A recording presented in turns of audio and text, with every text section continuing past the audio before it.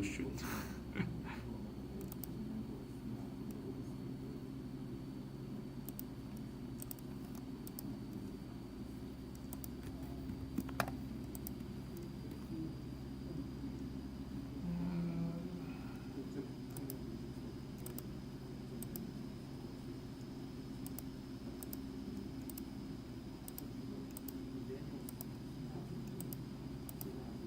I guess we need to string with worst window. Not sure what's going on, but okay. For in-class people, there's nothing really happened, but seems like I cannot get the streaming window to be the presenter, to be the actual slideshow here. Not sure why, but this is what OBS think about this. I guess it's okay. We'll have a slightly smaller window for OBS. Okay. And yeah, okay. And hopefully we're okay with the midterm. And yeah, so now go back to our quantum algorithm. And we are talking about oracle model, and we have this quantum oracle, which computes classical function in superposition. And we see that we can compute things about this classical function faster if we have this quantum superposition power. And the easiest example is this Dirichlet's algorithm.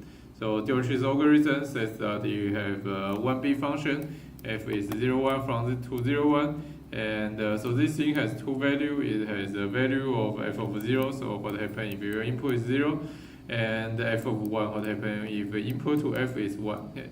And we ask you to calculate this XOR of x0 and x1, which is also equal to ask you whether f0 and f1 are equal.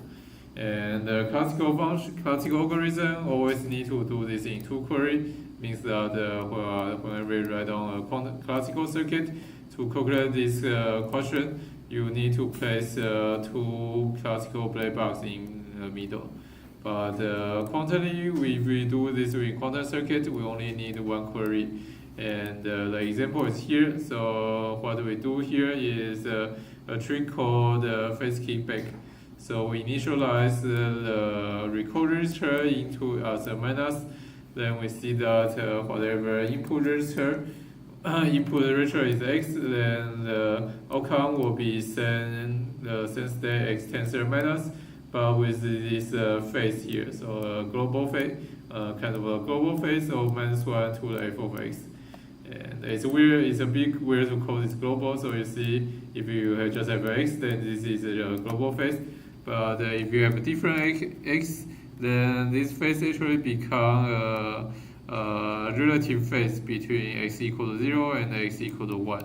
And then we see that after we do this Hedemite measurement, we can detect this relative phase between input 0 and input 1, and we're able to distinguish whether our input has our f here has f0 equal to f1 or f0 not equal to f1, by seeing whether there is a difference in phase on this -1 to the f0 and -1 to the f1.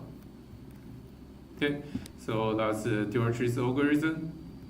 Okay.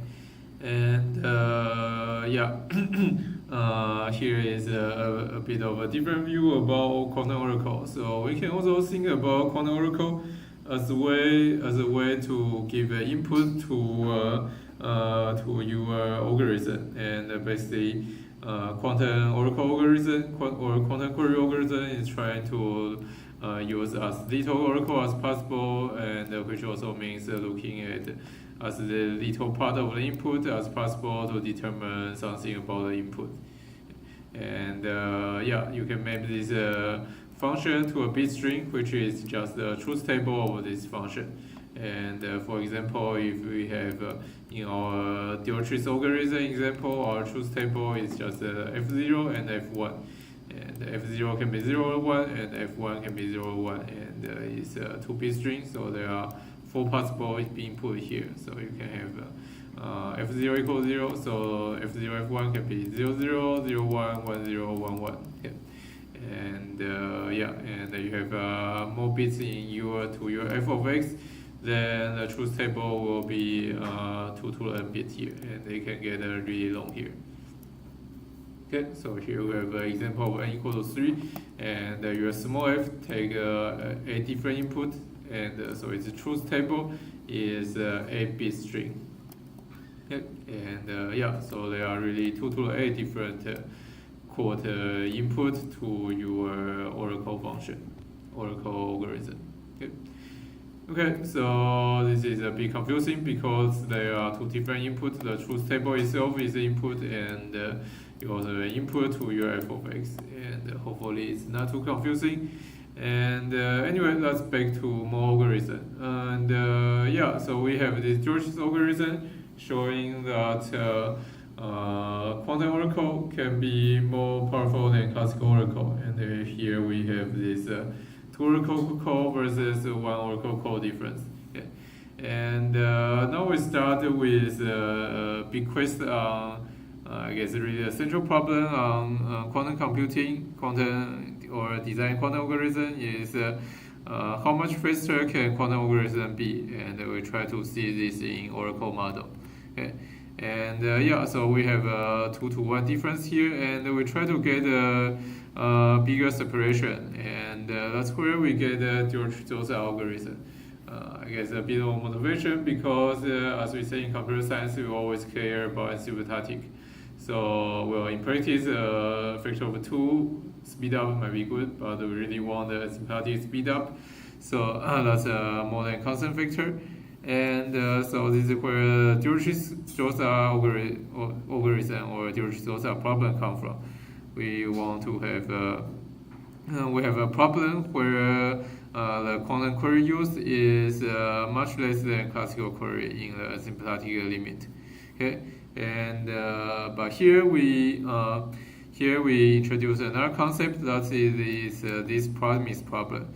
So promise problem means that this input or this function f have a special restriction. It cannot be just arbitrary function. Okay, so this f here is 0, 1 to the n and 2, 0, 1. Okay, so this is a bit generalizing on George's algorithm. Remember George's algorithm, f has 1 bit input and 1 bit output, and in George's also f has n bit input to 1 bit output, and so really the truth table will now be 2 to the n possibility. Okay, and sorry, the truth table has 2 to the n bits. Okay, but there is a restriction on the truth table of small f here. So it's promised that it's either a constant function, means that the output O1, O0, O1, or in terms of truth table means it's O0 here or O1 here. Okay, or it's a balance function, means there are half of the output is 0, half of the output is 1. Okay, so once again, you think about truth table, it's a bit clear. When n equals 3, that means that there are 4 of those f of x equal to 0, and 4 of those f of x equal to 1. Okay. So this f is promised to be this. So it's basically a promise on the input of our algorithm. Or anyway, it's a promise on this small f here. Small f has some promise on its truth table. It's either O0, O1, or half 0, half 1. Okay, so one of those 2 things. Okay, and so now our problem is well, the problem is not how you calculate f. The problem is to decide whether your f is which case, is the constant function case or the balance or balance function case. Okay, so everyone okay is okay with the question. Okay, so we are given some oracle to calculate this f, and also a promise of this f is being either constant function or balance function, and we want to query a small amount of time on f and decide which one is true. Okay, And yeah, so you can ask so maybe a algorithm you do is you just what's F0, what's F1, what's F2. And yeah, and you see if there is some difference between them, then you know it must be a balanced function, because the constant function will have all the same outcome. But if you see no difference for a lot of time, then you probably guess it's a constant function, something like that. Okay, and yeah, so now we try to say classical. This is quite hard, and yeah. So let's start with saying when is it very hard for why is it very hard for classical model. So classical, if you want to make sure solve this question is no error, then you need a lot of query. Okay? Because you really want to be really sure whether it's a constant or balanced function. Then basically you try to verify it's a constant function. Okay? But when you query a balanced function, there are still 2 to the n over 2 of them. Is 2 to the n minus 1 of them will be the same. So if you are unlucky when you query your balanced function, you can see 2 to the n minus 1 query, and there will be the same outcome. You can query half of this, so maybe the first 4 of them are 0 and the last 4 of them are 1, but if you look at the first 4 you see all 0 and you think it's a constant function, but only when you look at the fifth one then you see that it's actually a balanced function. Okay, and so you want to make a no error, then classical algorithm always need to look at the 2 to n minus 1 plus 1 query. Okay, yeah, because even if it's balanced, you might see a lot of 0 or a lot of 1. Okay? And yeah, so classically, if you want to make no error, you need a lot of query. But you probably already think about this, but you think this is really unlucky.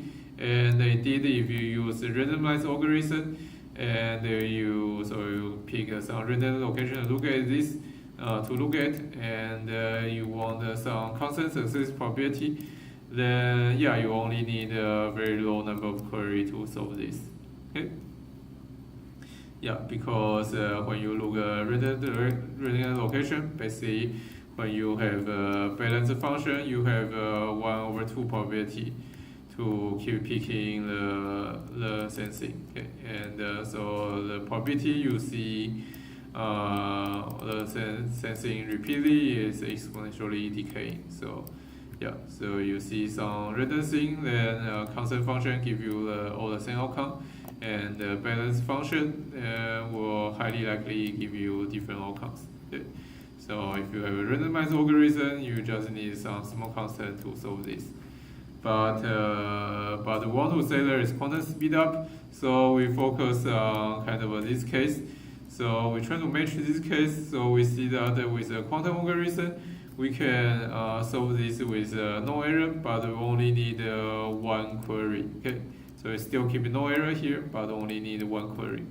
And as this Dirichlet-Josa algorithm, which is basically same as the Dirichlet algorithm, but you just have n bit input here, and with a Hadamard tensor to the n here. Okay, so Hadamard to the n here and Hadamard to the n here. And we use the same phase kickback trick here. Oh, yeah, so, I guess there is a bit difference, okay? And yeah, so, and there is also some classical processing here, okay? Because you only actually get n bit outcome here, but we only solve a decision problem. So there is some classical decision at the end here. Classical decision after you get the outcome. Okay, but the quantum part is really same as the Dirichlet algorithm quantum part. It's a Hadamard on your input register and phase kickback on the second register. Okay. And yeah, so let's try to analyze this Dirichlet algorithm and see why this solve our Dirichlet problem with 1 query. Let me erase this to be a little nicer. So from here, you measure outcome, you go to do some classical decision. Okay, and yeah, so the first thing we want to see is what is Hadamard to the n on 0 to the n. or is this tensor product of all the plus state, but want to see what is this in computational basis. You have what is n qubit plus state tensor product together. And it turns out that it has a really simple form. It's just a sum over all computational basis state with amplitude being this 1 over square root 2 to n on all of them. And you can kind of see it by expanding all this tensor product in this tensor product and do this product rule. So we have the 0 plus 1 tensor on each register, and excuse me, and yeah, so you have 0 plus 1 on every register tensor together, and well, the total scalar coefficient is just 1 over square root n. So this is 1 over square root n here. It's quite easy. And what is tensor product of middle part? Well, it's like what you do when you multiply several polynomial. So pick either 0 or 1 on each register, then multiply on other thing. Okay? And because each register you can pick either 0 or 1, and you see that you can actually get every possible bit string here. So for example, you get all 0 string is just pick a 0, tensor 0, tensor 0, extra, tensor all 0. And 1 string, and maybe you have 0 and 0, 0, 0, and 1, then I give you a 0, 0, 1 string. Okay? Yeah, just because each slot has all 2 possible turns with equal weight, and in the end you just get all the possible string with equal weight. Is that okay? So I guess a small example is yeah, 0 plus 1. You think about 0 plus 1, tensor 0 plus 1. In 2 qubit example, then that's just this 0, 0 plus 0, 1 plus 1, 0 plus 1, 1. Kind of like similar to when you do polynomial multiplication. Okay, just this distributed rule with multiple register. Okay, so this is 0 tensor n on 0 to n, and it's nice to remember this result is equal superposition of all bit string. Okay. And anyway, now we know what's the input state here. The input state is the first register is equal superposition of all computational basis state, and the second register is minus state because we want it to be minus. And now apply UF, and UF will do the phase keyback. Although we derive the phase keyback, so let's go back. Although we derive this with 1 qubit example, 1 qubit on first register example, but you look at this, so we never really use that first qubit is 1 qubit, first register is 1 qubit. So this phase keyback derivation works even when the first qubit has first register has many qubits, and yeah, so we just keep the same result. So we see that when you have a minus on second register, what will happen is you have a minus 1 to the f of x as the phase on everything. Okay, and yeah, so you go through the query, and once again we get the phase keyback. Okay. So we get this minus 1 to the f of x vector, okay, by the phase keyback. Okay. And so this is our side 2. Okay. And finally, we need to do our side 3. Okay, and side 3 we need to do something pretty hard. We need to do headma to the n on this really weird state. This minus 1 to the f of x and x. Okay, so what is this side 3? Okay, and in particular, we want to ask what's well, you apply headma to n here because this is just a phase. Then this is a headma to n on computational basis state x. Okay, so what's the headma to n on a bit string x? Okay, and yeah, we have a separate calculation here. And well, we have a special example here. We have a headma n on 0 to n, and it's equal superposition of everything. And it turns out headma to n on any x here is also equal superposition of everything, but with extra phase. So let's see the end result. End result is this thing. So it's still summation over all possible string, but with the phase that's minus 1 to the x dot z. And so we need to ask what's x and what's z. So x is the input x here. Okay, so it's a bit confusing notation because it's different from before. So the input here, we have an input x string here. So x kind of get a bit of face key back too. So after you do head map to n, x information become on this face also. And this bit string, we have a bitwise inner product of the bit string. And with this z is another bit string that's just a dummy variable here. Z is all possible 0, 1 to the n string here. Okay, so this is the end result. And yeah, so we see we will calculate this, it will get this, and see the middle part of why this is true. So yeah, actually we kind of do 1 qubit by 1 qubit. So in 1 qubit we have head map of 0 equal to this 1 by square root to 0 plus 1. Head map of 1 equal to 1 by square root to 0 minus 1. And we see the difference is just whether you have plus here or minus here. And so we can write down these two results with this compact result. So we have head map to the x is 1 by square root to summation z minus 1 to the x dot z. Okay, and I think we actually talk about this in midterm review. Okay, and you can see that this is true.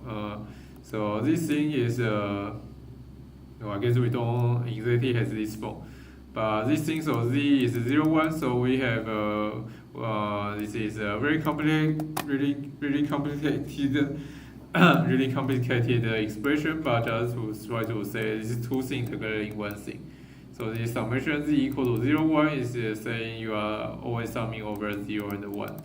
And you have minus 1 to the x dot z, means that you have minus 1 only here. And so you say you have a minus 1 phase only when your this z basis is 1 and your input is 1. Only when both your input and this kind of output is 1 are both 1, you get a minus 1 phase. So you have minus 1 to the x dot x times z. So this dot here means multiplication, and you have a multiplication between 0 and 1 is only 1 when both of them are 1. Okay, so far okay-ish. Yeah, because we want to write this tensor to n, we have really complicated writing of head map x. Okay, and once we are okay with this, then now we can derive head map many qubits. So head map to n n-bit computational basis state. So x1, x2 to xn. And this is tensor product and this is tensor product, so we can do each one of them separately. So each one of them will be this 1 by square root 2 and some z minus 1 to x dot z.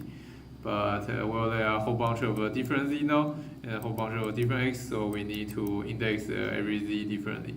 X already indexed differently, but each summation has a different z, so each qubit has a summation of different z, so we have some z1, some z2, and some zn. And all the terms in the middle are the same. And also we just grouping together all those 1 by square root 2, so we have 1 by square root 2 to the n here. Okay, and then with this we can now just write the summation, pull summation out, because all the tensor products are linear, so all the summation out together we have sum is z1, z2 to zn. And they have a minus 1 to the, we collect all the minus 1 factor.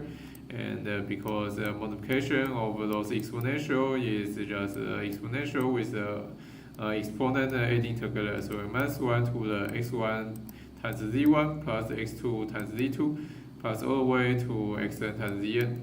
And the remaining thing is the actual state part of this thing. Well, the actual state part is this z1 tensor z2 tensor all the way to zn. So it's just z1 z2 zn. Okay, this is just a computational basis state, z1 z2 to zn. Okay, and then finally we just rewrite this thing as our result. So it's this 1 by square root 2 to n summation z and minus 1 and this x dot z. Now we can explain what x dot z we can explain this x dot z more explicitly. So x dot z is just x1 times z1 plus x2 times z2 all the way to plus xn times zn. And then we can think about x. So we think this x is n bit string, and z as a n bit string. So we think those bit string as n-dimensional vectors, and x dot z are saying we take the inner product between those n-dimensional vectors. Okay, so we think inner product between we think x as this vector of x1, x2 to xn, and z as this z1, z2 to zn vector. And we take the inner product, this will be this x dot z. Okay, so x dot z is thinking those two bit string as vectors, then take a bitwise inner product. Okay, and okay, so that's that. And finally, we have the z here is just collecting all those z1, z2 to zn together as just writing them as a bit string. Okay. So yeah, so this is a bit complicated derivation, but yeah, this is quite an important result to remember. So, and I think you should memorize this, and there will probably be a question on this in final. In previous turns, this was a question on midterm, but we didn't talk about this in midterm, so this will be a question on final. Okay, final on how to do this thing.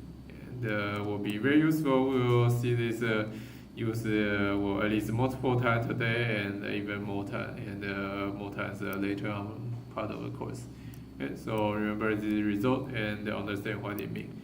If we hit them on x and it becomes this summation over all possible z, then -1 with a factor -1 to x dot z.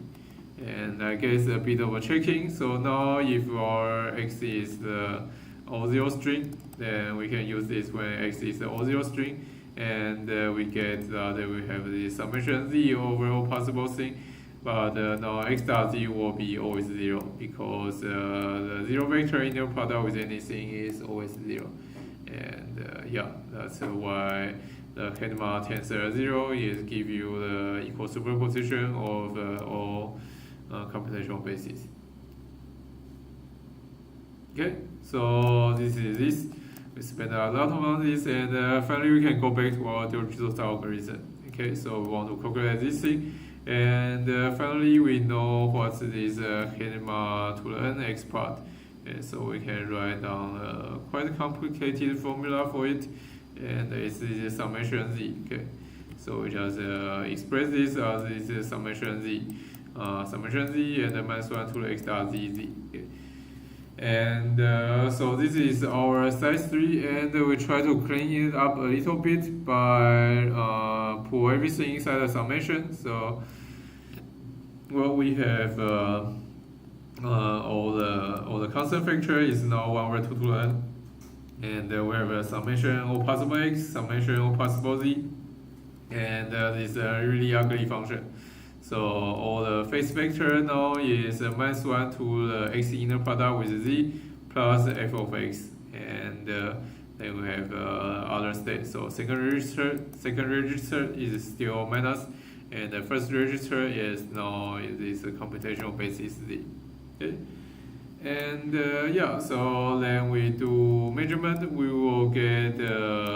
So what happens? So the next thing we do is we do measurement. So we will get a random z here with a probability correspond to. So this thing is amplitude on z now. Okay, this whole part. Okay, this whole part we think about this is summation over z and some amplitude on z, and then second register is just minus.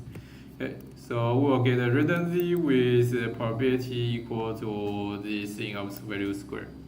Okay, and yeah, and this actually already help us let us solve.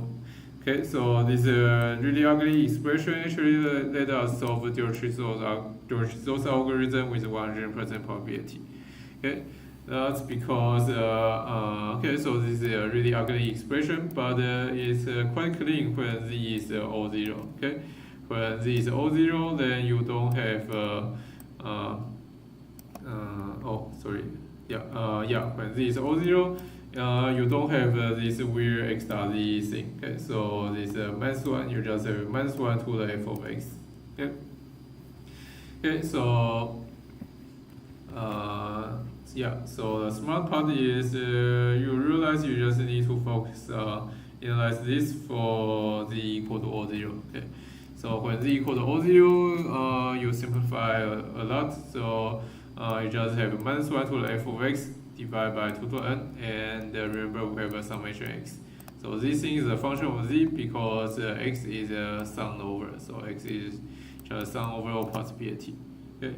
And now you look at this function, you realize why we pick the really weird promise on our f of x. Okay, because when f of x is constant, then all those -1 has the same exponent, so they are O -1 or O1. Okay, so when f of x equal to 0, -1 to a 0 is 1, and f of x equal to 1. -1 to a 1 equal to -1. Okay. So when all of them are 0, these are all when f of x equal to 0, so those are all 1. Then you just summing over. When you sum over x, you just get 2 to n over 2 to n, and you have probability 1 of getting all 0. And similarly, when f of x is O -1, you sum over this. You get probability, you get minus 2 to the n over 2 to n, and you have a coefficient -1 in front of your O0 string, and the probability is still 1. Okay? But when you have a balance, the number of f of x equal to 0 and the number of f of x equal to 1 are the same. And when you do this summation, they exactly cancel out each other, and the probability will be 0 here. So probability of getting O0 string will be 0 when you are imbalanced. Okay, and So the classical post-processing you do here is just that you get a random z string here, and then you try to see whether the z string is O0. You know that when you are O0, then the f of x must be a constant function, and if you measure anything else, then it must be a balanced function. Okay, so that's the George-Sosa algorithm. Okay, any question? Okay, and so this is the first algorithm, getting called exponential separation between classical and quantum Fourier complexity. Well, but this is restricted to when you have no error. Okay, so if you want to have no error, then there is exponential separation between classical and quantum query, number of query you need to use to solve this problem. This is the George-Sosa algorithm. Okay, I guess this is not a really very natural problem, but this shows that it's possible to get really large classical and quantum separation when you have this oracle. Okay, and that's George-Sosa. And we have 15 minutes. We can talk one more algorithm. Okay. Then we also have bursting with running algorithm. Okay. And this algorithm is funny. So it's basically George-Sosa algorithm. So let's show a little bit. So the algorithm part is totally the same, but we just have different classical post-processing and different promise. Okay. So but it's a nice in between of this and the next question we'll talk about. Okay, and now we are trying to solve a question that's not a decision problem. Okay, so for George's algorithm and the George-Sosa algorithm, we're trying to do a decision problem. We try to say whether f is something or f is another thing. Okay. But for bursting was running algorithm, we are trying to find the number as outcome. Okay. And so we have some number or some bit string s that we will try to find. Okay. So we have many bits as output. And so what is this? S is a promise that our f is. So our f now is still a bit function, so it's an n-bit to 1-bit function. And but our promise, we promise that f is okay. So this is a really important part. So f is promised to f of x is promised to have this form. So there is a secret string s that will determine f. So basically, if I write in more mathematics, so f of x equal to f s of x. So I should rewrite f sub s of x. So because every f is determined by a secret string s. Okay, and the decide is we do this bitwise inner product. So we have s1 dot x1 plus s2 dot x2 all the way to sn dot xn. So s is a bit string and x is also a bit string, and we do bitwise inner product just like this thing here. Okay, bitwise inner product between two strings, and we add them together. Okay, and so we do bitwise inner product, then we take a mod 2. So then our f of x is something between 0 and 1. Okay, any question about the definition of the function? And I guess we can do a bit of counting. So this is actually a lot of restriction on f, because if you have arbitrary f, then the possible number of f is truth table. Truth table is 2 to the big N bit string, so 2 to the 2 to the n. Okay, but s there are only 2 to the n possibility, so there are exponentially less possibility of s. And then so maybe let's write a little more. So number of s equal to only 2 to n, and number of f on the restricted is this thing. Okay, and yeah, let's close this out so don't get too confusing when there is a promise around. Okay, so yeah, so we restrict f a lot. So f has a lot of structure. It has this hidden s. And now the problem is you can query this f, and we'll try to find this hidden s here. And and classic algorithm can do this relatively quickly. It can be yeah, and classical algorithm can find s much faster than those algorithms without error. So you can get s1 by just query the string 10000, and then you look at the inner product, you see the outcome will just be s1. And if you query with 01000, then you will get s2, etc. And so you can get the whole string s by doing unquery. Just do all those what is called?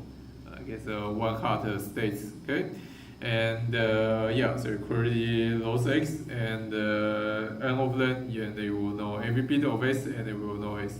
Okay, so in unquery you can totally know s. Okay, and but the good part about bursting was running algorithm is that even if you have a randomized classic algorithm, your classic algorithm will not be much faster. So if you want to find the s with the constant probability, you always need omega n queries. Okay, because so intuitively, because every classical query only gives you one bit information about s.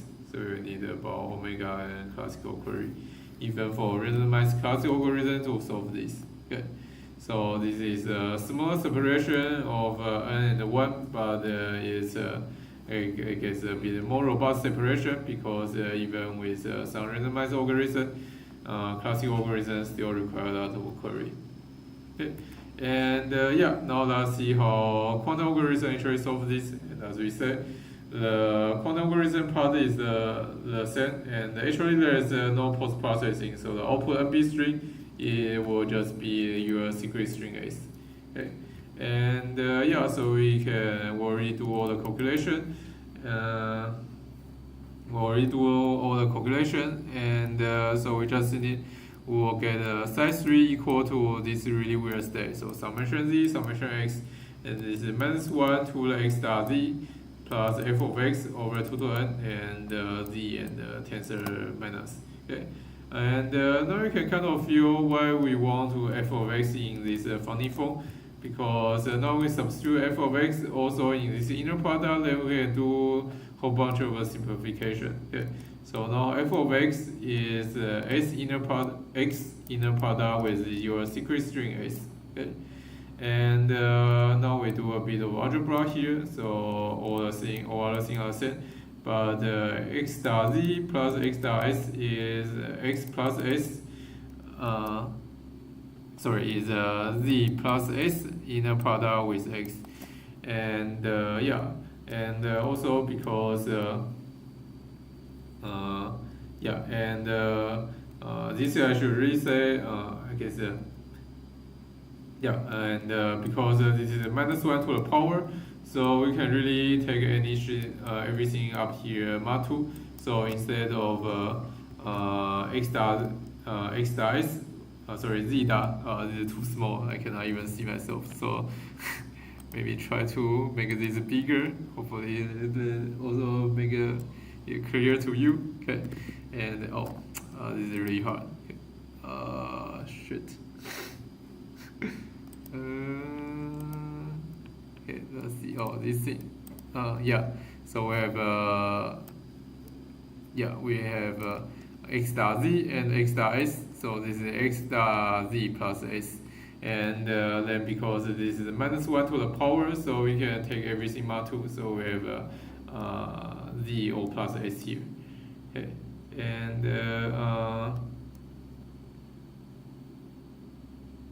yeah, we have z o plus s here. And yeah, so this is basically the end of the calculation. Now from this thing, this can be simplified to see that this is actually a delta function between z and s, because when z equal to s, then this thing is equal to, well, z plus s will be the O0 string, the O plus s equal to the O0 string, and so this is just a summation of a whole bunch of 1, then normalized, and this will be 1. And then you think about this thing, as we said, this thing is amplitude for z, and if this amplitude when z equal to s is 1, then all our amplitude must be 0. Okay.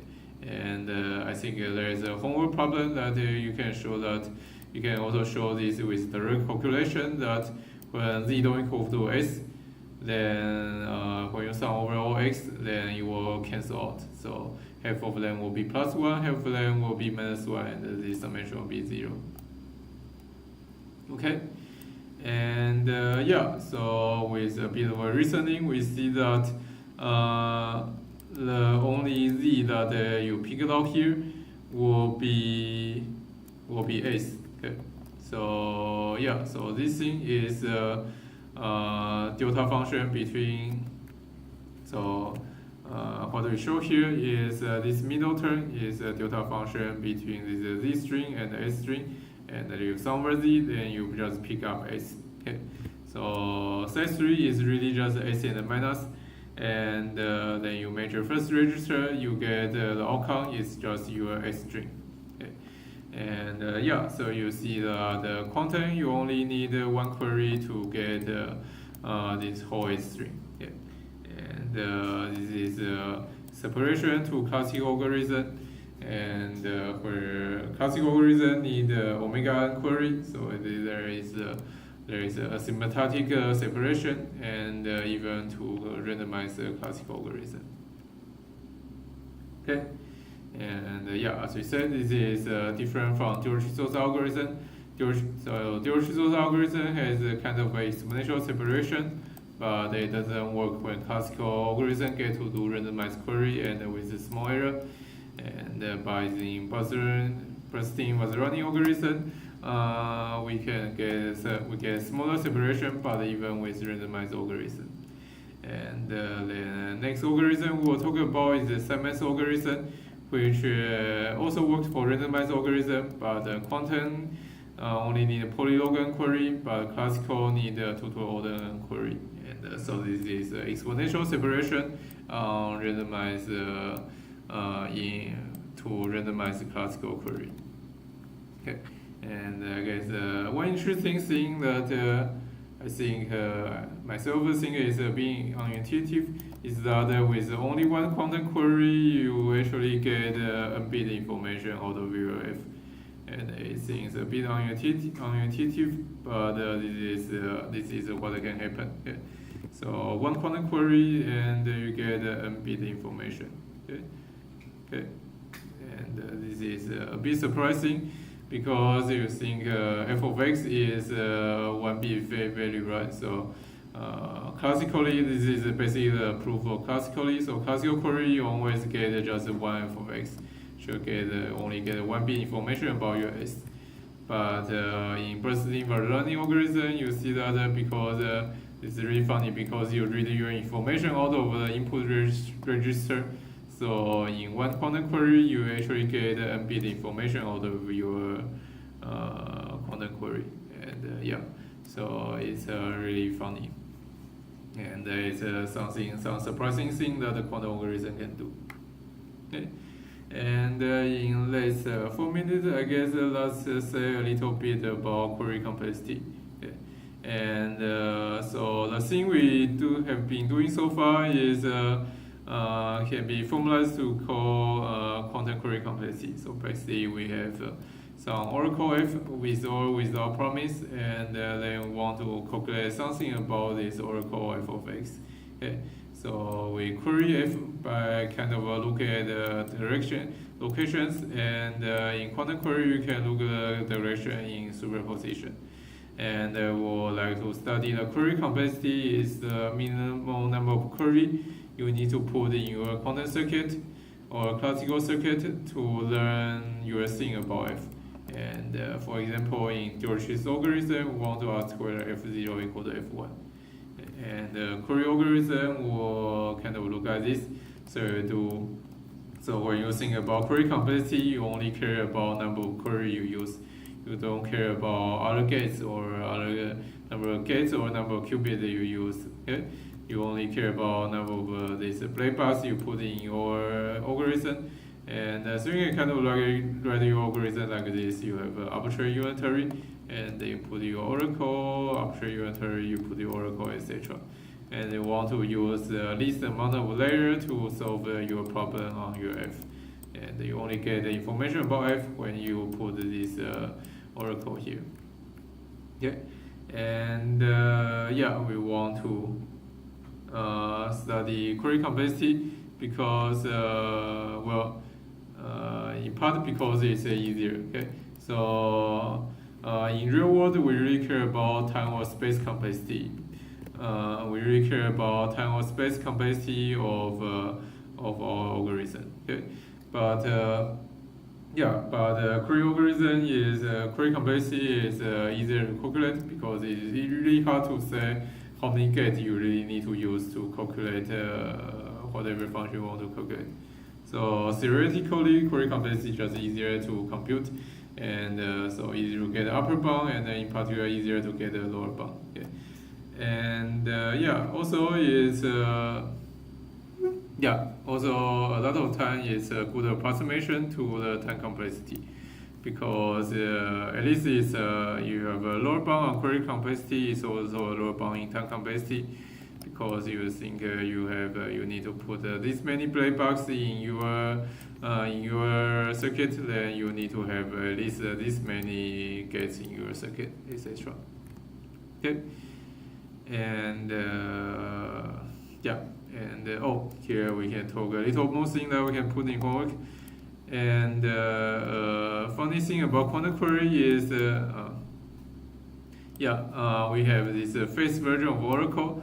That is a generalization of our phase kickback technique. Okay, So this only happens for quantum oracle. So in quantum oracle, we can always assume our oracle is in this phase version where we have this UF of C and X will equal to -1 to this control register C will determine whether you want to apply your oracle, and -1 to the f of x. So when C equal to 1, you have this -1 to the f of x and times your input x. Okay. And in your homework, you will prove that you can construct phase version of oracle, one phase version of a black box by using one standard version of a black box, and also one standard version of the black box from one phase version of the black box. And yeah, so this is a one-to-one conversion, and basically what you do is you do phase keepback and inverted phase keepback. Okay, and yeah, sorry we go over time a little bit, and yeah, we'll continue with more quantum query algorithms on next Tuesday.